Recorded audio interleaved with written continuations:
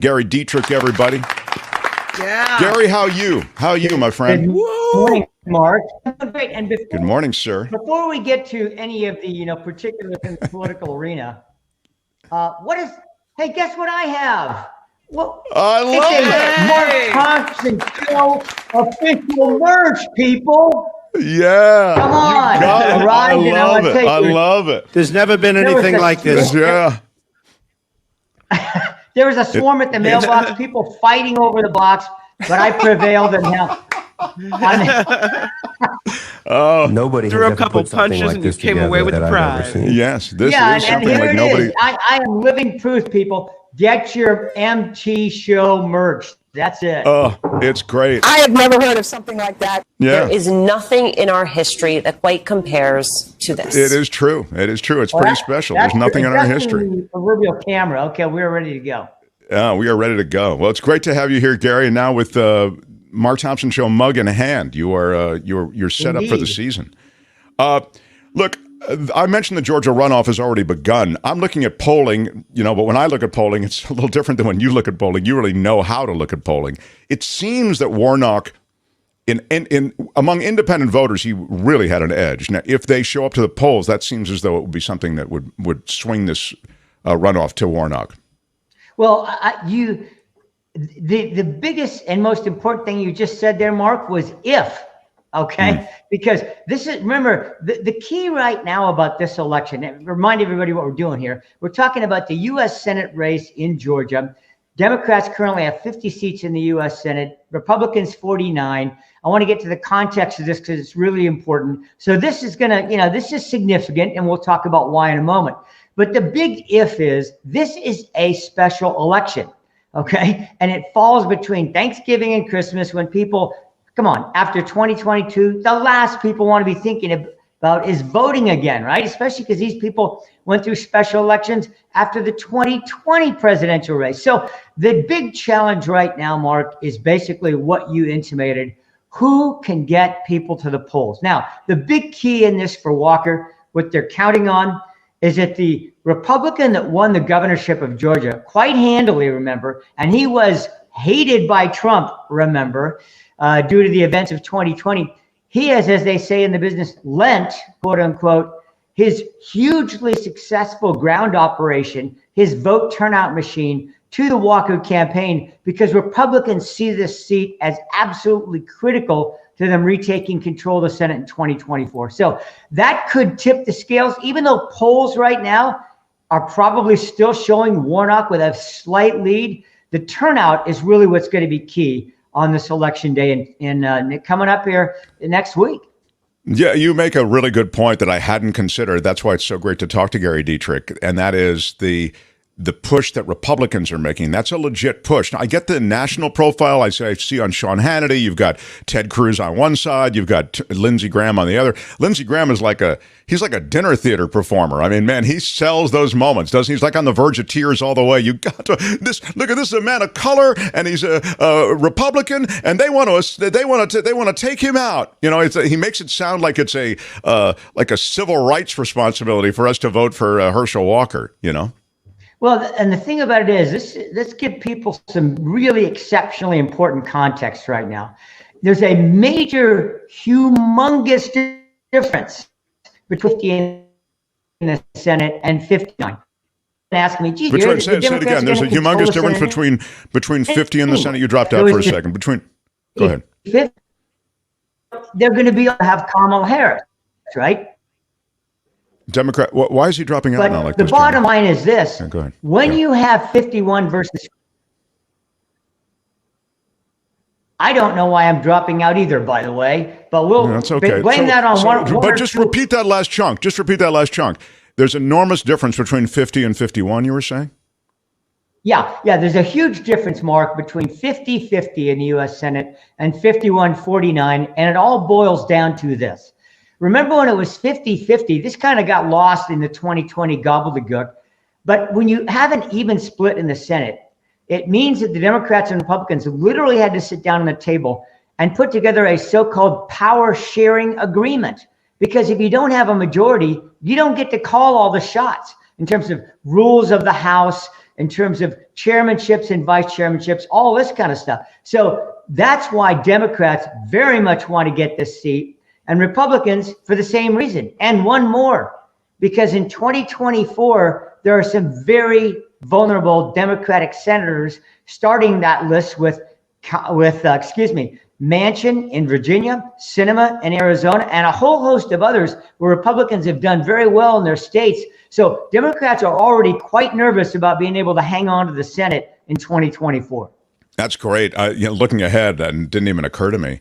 That's what's going on in Georgia. Tell me how important this stuff is that, the former President Trump down in Mar-a-Lago, he's got, this dinner going with, with Kanye West and with this dude who is, Nick Fuentes, who's this white supremacist. I mean, high-profile white supremacist. By the way, here's something that's wild, because we talk about, he's a high-profile white supremacist. How old does everybody think Nick Fuentes is? Okay, so Trump had dinner with Kanye, now Ye, and this guy Nick Fuentes, who's this high-profile white supremacist, as I say. How old do you in the chat think that Nick Fuentes is? And then I'm going to ask Gary how important this stuff is. But he was Trump hosted this dinner for them, and go ahead. Yeah, well, here's a couple things out of this, Mark. Number one, there was reportedly a not so quiet leak out of the Trump camp where they said two things. One, they said, one of his own people said, this is a big quote unquote effing problem, unquote. Okay. They know that this does not play well. Secondly, apparently Trump thought it was going to be just YE himself, that it was not going to be his posse with him or his associates or whatever you want to call these, apparently three guys that showed up with Kanye. And, that's a problem because, Trump clearly held this meeting with Kanye for one reason. And that reason is because, as you well know, Kanye is now talking about putting his own name out there again to run in 2024. Why is that a problem? Because his supporters presumably would be Trump voters, and he does not want to dilute that. So this was going to be, I think, an arm twisting, scenario for Trump with Kanye. And then did you hear this, Mark? This to me is the top of the entire deal. Serious or not, and apparently it was semi-serious. Kanye asked Trump, would you be my VP in 24? I mean, it makes a joke of all of this, but I thought Trump himself was a joke of that was made of the process. I mean, people who essentially have never administered anything, they've not been, they haven't been on a school board, much less actually administer something as unwieldy as the White House or a campaign. I mean, by the way, he's 24, Nick Fuentes. So I was making that point because he's so young, and yet he's an out-and-out Nazi, as someone's saying on the chat. I also want to go back because, as you say, they said, his people, Trump's people, said, look, he didn't know that guy was going to be there at dinner. Dude, it's his dinner, okay? He's hosting it. He can say, hey, I'm sorry, I can't, have you at the dinner, but I look forward to being in touch, or whatever you say. You can dismiss the guy. The fact that he sat down with a guy who's a, high-profile anti-Semite / Nazi white supremacist, whatever you want, along with Kanye, it's a stink that Trump seems to be stepping into a lot these days, Gary. And I don't know. I know his base is immovable, but at some point, and this is the thing that I think is lacking so far, you'd think you'd get GOP bite back on this. There hasn't been a lot of GOP bite back on Trump and some of these high-profile stink fests like the one at Mar-a-Lago. Well, there has been some, but I think your point, Mark, is well taken. And here's my general premise right now about Trump, the Republican Party, and 2024. Basically, it's like DeSantis, who's become the master at this. You just ignore him. I mean, that seems to be the DeSantis strategy is, oh, well, that's Donald. Okay, next question. And they just move on. And I really think that for a large portion of the GOP, they know that if they get down in the mud, or if they even start raising a lot of questions, you're going to get major league, Twitter blasts. You're going to have all kinds of things that you don't need to be distractions right now. They want to get things rolling in the House. They want to get ready for 2024. And it's just like, ignore it. I mean, that's Trump's problem. Oh, well, that's Donald Trump. But the real critical constituency here is not the GOP. It's independent voters. And presumably some of those Republicans that may still be on the fence, can I put up with Donald as a 24 nominee or not? Those are the people that this is going to be a problem with. That's kind of what I was saying about independence, but that's interesting. I actually suppose that makes sense. If you want to ignore Trump into irrelevance, that might be the strategy that actually makes the most sense, as opposed to, as you say, reacting more headlines, et cetera. So in a way, that's a sound plan, In the lame duck session, which is just, we're in the middle of now, where essentially the Democrats are going to be out, Republicans will be in the House, so your last dash scramble to pass things. The Electoral Count Act, which we have spoken of before, maybe we can remind people what it is, and what other business? I know there's same-sex marriage they're trying to punch through, at least those are, and there's really a limited time. What can they get done? What can't they get done? And what seem to be their priorities?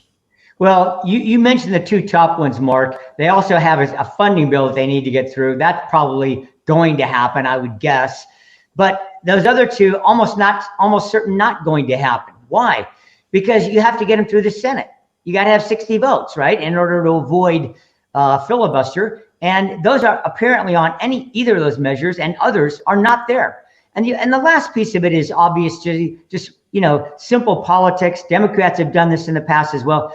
You don't want to hand people victories when they're going out the door of power, right? I mean, Democrats will still be in control of the Senate, but they're not going to be in control of the Congress. And so you want a seat at the table. And you're saying, well, first of all, let's get this whole number thing decided. Let's wait till December 6th, see what happens in Georgia. And by the way, those votes aren't going to all be counted on the night of December 6th. We've all learned that, right? So by the time that race even gets decided, this special session, this lame duck session, is going to be over. So I really think those things are going to get pushed into the next Congress. And of course, that's going to mean some real horse trading, because you're going to have a Republican-controlled House. So those things are going to be pushed. You think literally none of that stuff's going to get through? Well, this Voting Act, it's already been clear. Apparently out of Washington, they don't have 60 votes to do that. When it comes to same-sex marriage thing. Now that is interesting, because there have been a number of Republican U.S. senators who started coming out saying they will support that. So if there's one of the big sort of agenda items sitting out there that Democrats would like to shove through that has a chance, that may be the one. It's wild. The Electoral Count Act is simply making that whole dance that they did around the vice president certifying the election results, making it clearly, explicitly, this is something that we all knew or presumed it already was, but it has to be explicitly now made ceremonial.